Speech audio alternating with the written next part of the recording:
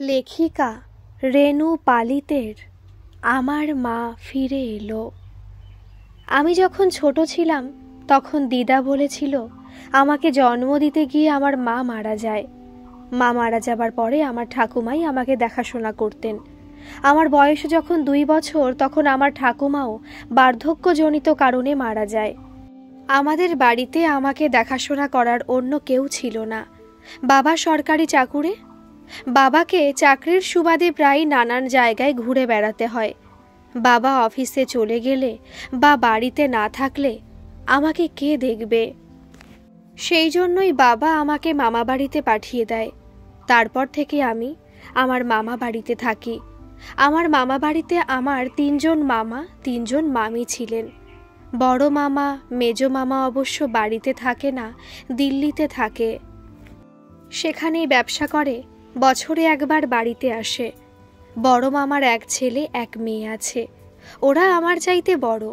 মেজো মামার 1 মেয়ে আমার বয়সী, আর ছোট মামার 1 মেয়ে এখনো অনেক ছোট।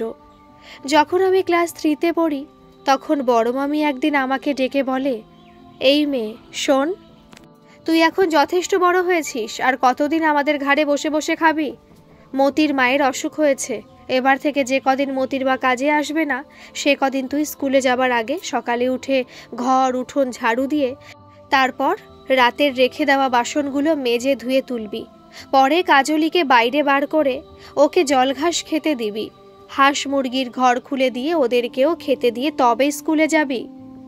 পরে অবশ্য আমি দিদার মুখে শুনেছিলাম মতির মায়ের কোনো অসুখ হয়নি, ওকে ইচ্ছে করে ছাড়িয়ে দেওয়া হয়েছে। মামির কথা মতো এত কাজ করার পর আমি প্রায় দিনই স্কুলে যেতে সময় পেতাম না।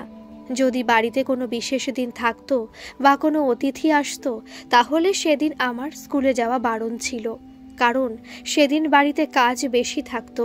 স্কুলে যেতে আমার খুব ভালো লাগতো। কেন জানো? স্কুলে গেলে তো আমি পেট পুরে খেতে পেতাম। দিদা ছাড়া বাড়িতে তো কেউ আমাকে জিজ্ঞেসও করতো না যে তোর আরও একটু ভাত লাগবে কিনা। বড় মামি মেজো মামি আমাকে বলেছে যখন ওনাদের ছেলে মেয়েরা বিন্নি টুপাই ভিকি ওরা খেতে বসবে তখন আমি যেন রান্নাঘরে না যাই। তাই আমি যে কেউ খেতে বসলেই আর রান্নাঘরে যেতাম না। একদিন আমার শরীরটা খুব খারাপ লাগছিল। আমি সকালে উঠে বাসন ধুয়ে গামলায় ভরে রান্নাঘরে আনতে গিয়ে হাতের থেকে পড়ে 2টো বড় কাপ ভেঙে যায়। তার মধ্যে একটা কাপ বড় মামির প্রিয় ছিল। সেজো মামি চিৎকার করে বলে উঠল, বর্দি দেখো, তনু আজকেও 2টো কাপ ভেঙে দিল, সেই তোমার কাপটা গো। আমি ভয়ে ভয়ে কাপের টুকরোগুলো যেই ওঠাতে গেছি অমনি বড় মামি পেছন থেকে এসে আমার চুলের মুঠি ধরে দুগালে ঠাস ঠাস করে 4-5টা চড় দিয়ে মাথাটা সজোরে দেয়ালে ঠুকে দিয়ে বলে, অলক্ষী কোথাকার, এই সুন্দর কাপটা তোর বড় মামা দিল্লি থেকে এনেছিল আর তুই এটা ভেঙে দিলি? জন্মের পর মাকে খেয়ে ঠাকুমাকে খেয়ে আমাদের ঘাড়ে এসে বসেছিল। বাবা নিয়ে যাবে করেও নিয়ে যাচ্ছে না।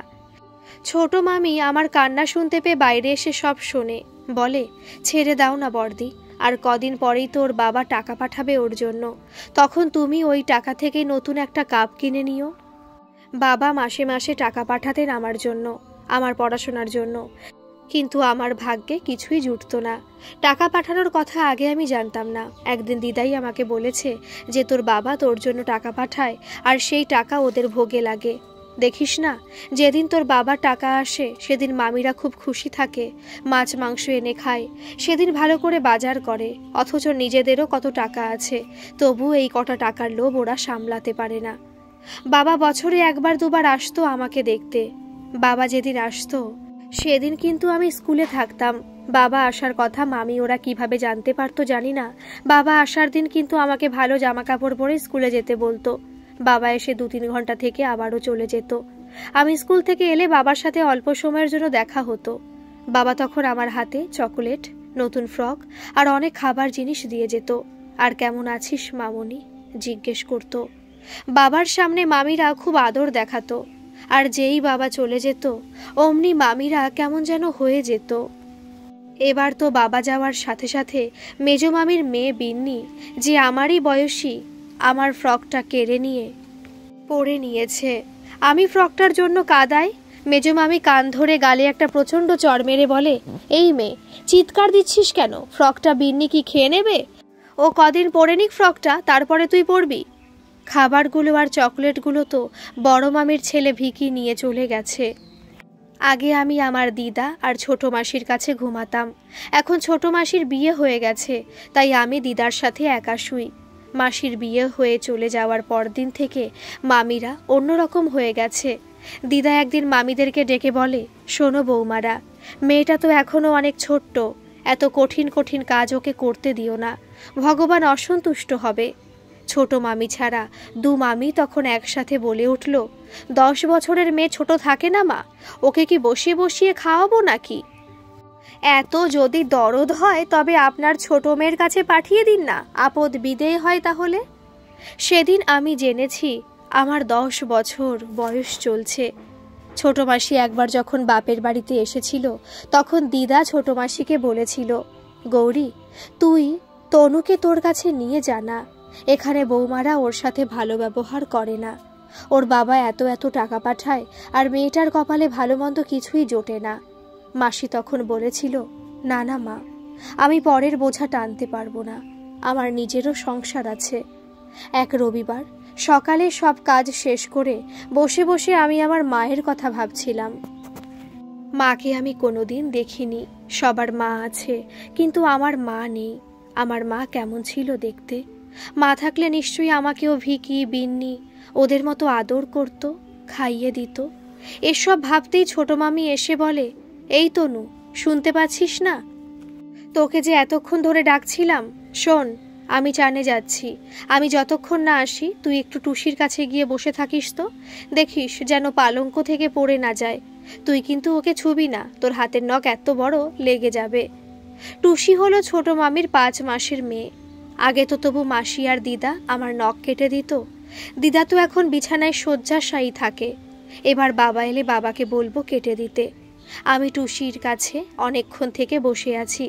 টুসি এতক্ষণ ঘুমেছিল, এখন কি সুন্দর জুলজুল করে তাকিয়ে আউ করছে।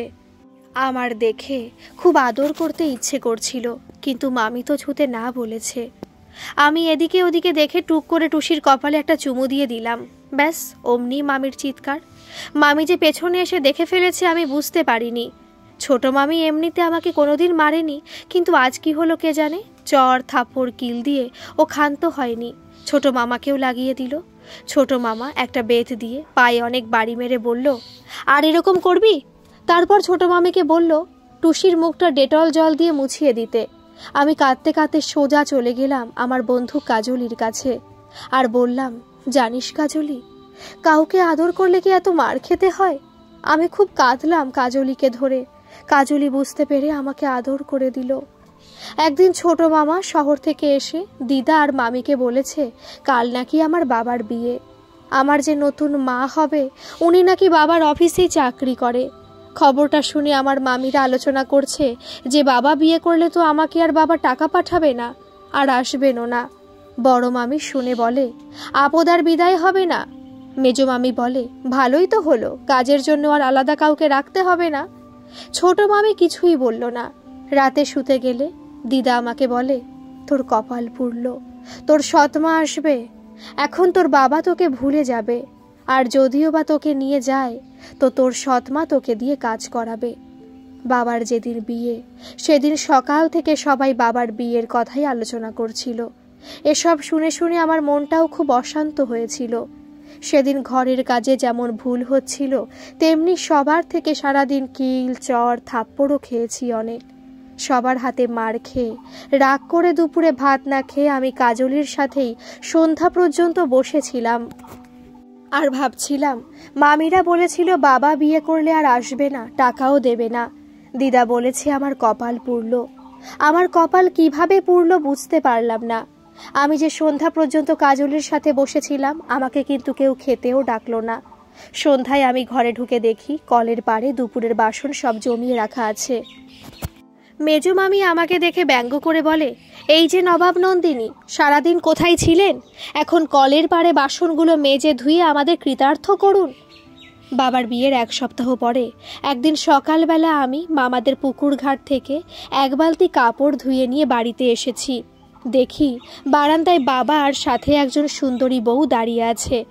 আমি বুঝেছি যে উনি আমার বাবার বিয়ে করা নতুন বউ। মামিরা আমাকে দেখে, হাতে কাপড়ের বালতি দেখে আর বাবাকে বারান্দায় সামনাসামনি দেখে কি করবে বুঝে উঠতে না পেরে বড় মামি ছোট মামিকে ইশারায় আমাকে সরিয়ে নিয়ে যেতে বলেন। বাবা আমার দিকে করুণ চোখে তাকিয়েছিল আর বাবার সাথে আসা নতুন বউ আমার দিকে তাকিয়ে আমাকে ইশারায় ডাকলো কাছে যেতে। আমি প্রথমে যাব না ভেবেছি, পরে উঠোনে কাপড়ের বালতিটা রেখে নতুন বউয়ের কাছে যেতেই আমার হাত ধরে বলে, তুমি তনু না? তোমার হাতের একই অবস্থা। মামিরা দাঁড়িয়ে দাঁড়িয়ে নতুন বউয়ের সব কথা শুনছিল। আমি চুপ করে আছি। তারপর উনি আমার হাতটা ধরে আমাকে ঘুরিয়ে ফিরিয়ে সব দেখে আমাকে বলে, আমি কে বলো তো? আমি জানি না বলতেই উনি বলেন, আমি তোমার মা। আমি বলি, না, তুমি আমার মা না, তুমি মিথ্যা কথা বলছো।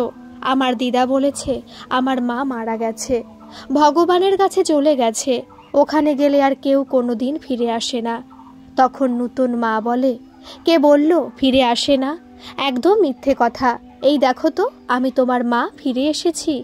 আজ থেকে তুমি আমাকে মা বলে ডাকবে, বুঝলে?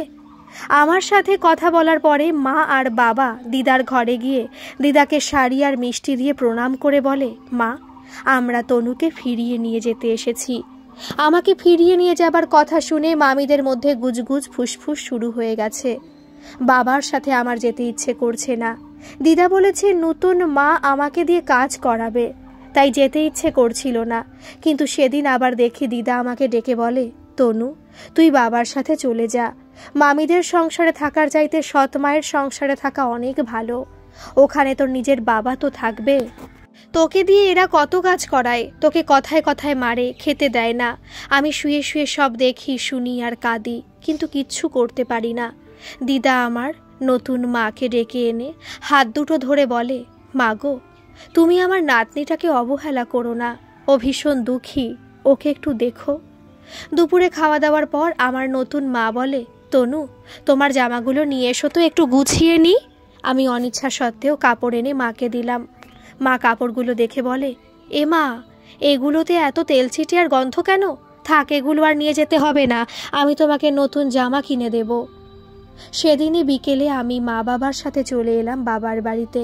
দিদা খুব কাঁদলো, দিদার সাথে আমিও কাঁদলাম। আর ভাবলাম, এতদিন তো দিদাকে আমি দেখতাম, এখন দিদাকে কে দেখবে? আমার চলে যাওয়া দেখে মামিরা কেউ খুশি হলো বলে মনে হলো না। সেদিন নতুন মায়ের সাথে বাড়িতে আসার পথে গাড়ি থামিয়ে মা আমার জন্য ফ্রক ও আমার প্রয়োজনীয় অন্য সব জিনিস কিনে নিয়ে আমাকে সেলুনে নিয়ে আমার চুল নখ সব কাটিয়ে দিলেন। ঘরে যাবার পর মা অতসী মাসিকে ডেকে আমাকে চান করিয়ে দিতে বলেন। চান হয়ে গেলে একটা ঘরে দুটো সুন্দর গদিযুক্ত বিছানা দেখিয়ে বলে, আজ থেকে এই বিছানাটাতে আমি আর তোমার বাবা শোবো, আর এটাতে তুমি শোবে। রাতে সবার খাবার পর আমি বেসিনে রাখা থালা বাসন মাজতে গেছি। অতসী মাসি দৌড়ে এসে আমার হাতের থেকে নিয়ে গেলেন। আমাকে মাজতে দিলেন না, আমাকে বলেন, তোমার মা তোমাকে বাসন মাজতে দেখলে আমাকেই বকবে, তুমি এগুলো রেখে দাও। আমি সকালে উঠে ঘর ঝাড়ু দিতে গেছি। মা দেখে বলে, শোনো তনু, তুমি আমার মেয়ে, তাই আজ থেকে আমি তোমাকে তুই করেই ডাকবো। এখন তুই মামার বাড়িতে নেই, অর্থাৎ পরের বাড়িতে নেই, তুই তোর নিজের বাড়িতে আছিস। হ্যাঁ, এটা তোর নিজের বাড়ি। এখানে তোকে এত ভয়ে ভয়ে থাকতে হবে না, আর কোনো কাজও করতে হবে না। এখানে অতসী মাসি আছে, এখানে তোকে শুধু মন দিয়ে পড়াশোনাটা করতে হবে। আমি আর তোর বাবা তোর কাছে এটাই চাই। এখানে এসে মা আমাকে তনুশ্রী নাম দিয়ে একটা ভালো স্কুলে ক্লাস 6-এ ভর্তি করে দিল। প্রতিদিন সকালে মা আমাকে স্কুল বাসে উঠিয়ে দিয়ে আসে। অফিস থেকে এসে মা আমাকে পড়াশোনা করায়। ছুটির দিনে বাবা মা আমি ঘুরতে যাই। মা আমাকে খাইয়েও দেয়, যেমন করে মামা বাড়িতে বড় মামি মেজো মামি ওদের ছেলে মেয়েদের খাইয়ে দিতেন, ঠিক সেভাবেই আমাকেও মা খাইয়ে দেয়, চুলে তেল লাগিয়ে বেঁধে দেয়। একদিন আমরা আবার সবাই মিলে মামাবাড়ি গ্রামে গেলাম স্কুল থেকে টিসি আনতে। মামিরা আমায় দেখে বলে, বাবা তনু, তোকে তো চেনাই যায় না। বড় মামি বলে, কি রে তনু, তোর সৎমা তোকে খুব আদর করে বুঝি? মেজো মামি বলে, আদর কেন করবে না দিদি? শুনেছি তনুর সৎ মায়ের আর বাচ্চা হবে না, তাই তো ওকে আগের বরটা ছেড়ে দিয়েছে। এখন তনুকে পেয়ে তোর সন্তান সুখ মিটলো, তাই আদর করে। তবে যে যাই বলুক, আমাকে পরিষ্কার পরিচ্ছন্ন দেখে আমার দিদা কিন্তু খুব খুশি হলেন। আমি যে আমার নিজের বাড়িতে এসেছি, দেখতে দেখতে 7 বছর হয়ে গেল। আমার এই মায়ের ঘরে 4 বছরের একটা ছোট ভাইও আছে। মা কিন্তু ভাইকে আর আমাকে সমানভাবেই আদর করে। মা কখনো আমাকে পড়াশোনার জন্য বকাবকি করলে অফিস থেকে আসার সময় আইসক্রিম বা অন্য কিছু খাবার জিনিস নিয়ে আসে আমার আর ভাইয়ের জন্য। এবার আমি উচ্চ মাধ্যমিক পরীক্ষা দেব, আমাকে আমার মা পড়ায়। আবার আমার জন্য 2জন স্যারও আছে। আমি মাধ্যমিকে ভালো রেজাল্ট করেছি। বাবা মায়ের খুব ইচ্ছে আমি বড় হয়ে আইপিএস অফিসার হই, তাই এখন আমাকে ভালোভাবে পড়াশোনা করতে হবে। মোট কথা আমাকে মায়ের আশা পূর্ণ করতেই হবে। আমার আগের মায়ের একটা ফটো এখানে দেওয়ালে লাগানো আছে। আমি একদিন বাবাকে জিজ্ঞেস করেছিলাম, বাবা এটা কার ফটো? বাবা বলেন, উনি তোমার মা ছিলেন। আমি সাদা কালো ফটোটা ভালো করে দেখেছি। ফটোটা দেখতে অনেকটা আমার এই মায়ের মতো। কথাটা বাবাকেও বলেছি। বাবা দেখে বলেন, হ্যাঁ সত্যিই তো, দেখতে অনেকটা একরকম। আগে তো আমি তোর মতো এত ভালো করে দেখিনি। আমি মাঝে মাঝে ভাবি, মা তাহলে মামা বাড়িতে আমাকে সেদিন সত্যি কথাই বলেছিল যে, এই দেখো তো তনু, আমি তোমার মা আবারও ফিরে এসেছি। মাকে একদিন বলেছি, দেখো মা, এই ফটোটার সাথে তোমার চেহারায় মিলে যায়। মা বলে, হ্যাঁ মিলবেই তো। আমি বলেছি না, তোর মা হয়ে আমি আবারও ফিরে এসেছি। এখন বিশ্বাস হলো তো? আমি মায়ের গলা জড়িয়ে ধরে বলি, কেন বিশ্বাস হবে না মা? তুমিই তো আমার মা। মা আমার গালে একটা চুমু খেয়ে বলে, অনেক গল্প অনেক আদর হয়েছে, এখন গিয়ে পড়াশোনা কর। রাত 7টা বাজে, সময় নষ্ট করিস না। তোকে মানুষের মতো মানুষ হয়ে নিজের পায়ে দাঁড়াতেই হবে। মায়ের কথা শুনে আমি আর সময় নষ্ট না করে গুটি গুটি পায়ে পড়তে চলে গেলাম, কারণ আমাকে মায়ের মনের মতো করে তৈরি হতেই হবে, না হলে যে মায়ের পরিশ্রমটাই বৃথা যাবে। গল্পটি কেমন লাগলো অবশ্যই কমেন্ট করে জানাবেন। ভালো লাগলে একটা সাবস্ক্রাইব করে আমার পাশে থাকবেন। ধন্যবাদ।